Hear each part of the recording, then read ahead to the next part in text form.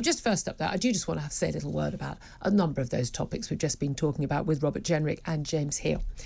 Because sometimes I worry here at the end of 2022 that we are somehow back at the start of 2016, long before we actually had that glorious, glorious moment in June 2016 when we voted for Brexit to leave the EU.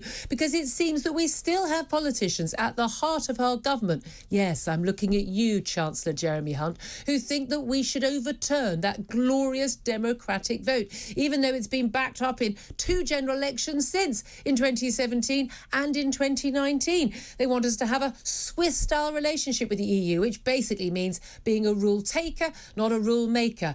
Added to that, we've got the CBI, the representatives of, frankly, the sort of the biggest businesses in this country, who, what a surprise, would like to have more cheap immigrant labour. Well, the trouble with cheap immigrant labour, it's great for big business, it's not so great for the other people who are competing for those jobs, who can't push their wages up, the other people who are competing for the housing those immigrants have to live in, the school places those immigrants' children need, and indeed the doctor's appointments as well. Oh yes, and they added all the rest of us paying our taxes for the housing benefit and tax credits, because those big businesses that say that bringing in immigrant workers is such a wonderful thing for the British economy and growth and productivity and everything else, don't pay those people enough to live on the salaries they pay them. So we end up supplementing them. We are back in 2016 territory, having the arguments again and again and again. This after a poll this weekend suggested that most people, the majority of people, think that Brexit was the wrong thing to do, and we haven't seen benefits from it. Well, of course we haven't seen benefits from it. We had to fight tooth and nail to get it to happen. It's not actually been properly delivered yet. And by the way, we had the small matter of COVID lockdowns in the middle of it. So what a surprise we haven't reaped those benefits. The benefits, by the way, weren't about the economy. The benefits were about us being in charge of our own government. Who makes the laws? Who makes the rules that decide how we live? And we get to boot out the people who are in charge if we don't like what they do.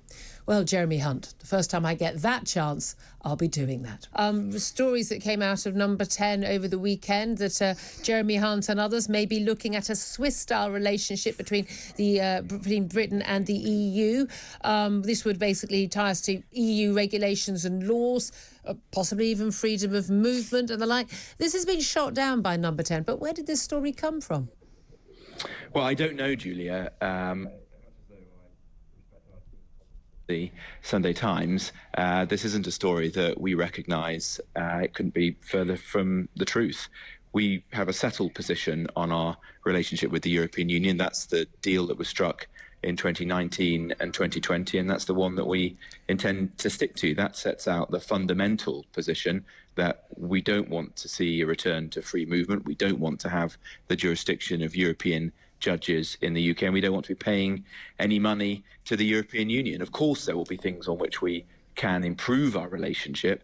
Trade, security, migration are all key topics, and the Prime Minister wants to have the most productive relationship possible with our European friends and neighbours. But there's no question whatsoever of us reopening the fundamental tenets of that deal. Let me come to James Hill from The Spectator, listening to that. Again, always so frustrating when you don't have very much time. You know that you've got to finish by a certain time talking about all of the various issues. But I mean, let's go back to the issue of Brexit there. The government is absolutely categorically of Number 10 denying there is any plan for this Swiss-style relationship with the EU. The crucial thing here is that Switzerland's slap bang in the middle of Europe geographically, and slap bang in the middle of the EU geographically as well. So it makes sense for them to have sort of a closer deal. But the Swiss people, again and again, they have lots and lots of direct referendums in that country.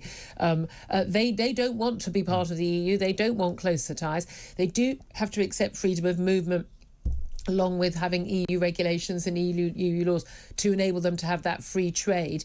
But do we need to do that? Well, certainly a number of Brexiteers don't think we do, and I think the reaction we've seen, I mean, Robert Jenrick there was very firm. He said these reports couldn't be further from the truth, but actually I think... He also said, when people say, that's a phrase I've heard for years as a political journalist, we don't recognise that. And he said, well, I mean, I don't know, but I mean, I'm sure one can imagine where some of these briefings are sort of coming from within government. And I think it speaks to the reaction from certain members of the Tory right and people like Nigel Farage and Tory MPs I've spoken to suggest that there's a real lack of trust there. And in fact, they've been so quickly to jump on this, even though Number 10 came out and slapped it down. Come on, Jeremy Hunt is, full-on Ramona.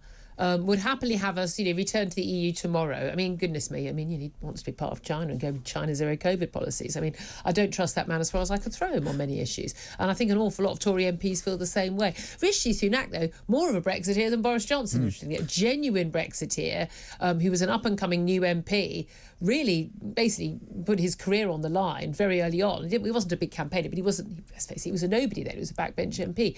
But he is a staunch, in his heart, Brexiteer, which I find encouraging. But why does Jeremy Hunt even want to float these ideas? Because let's be honest, that's where it would have come from. I think it's probably the triumph of Treasury orthodoxy, and you see the way in which the Liz Truss quasi-Kwarteng experiment didn't end well.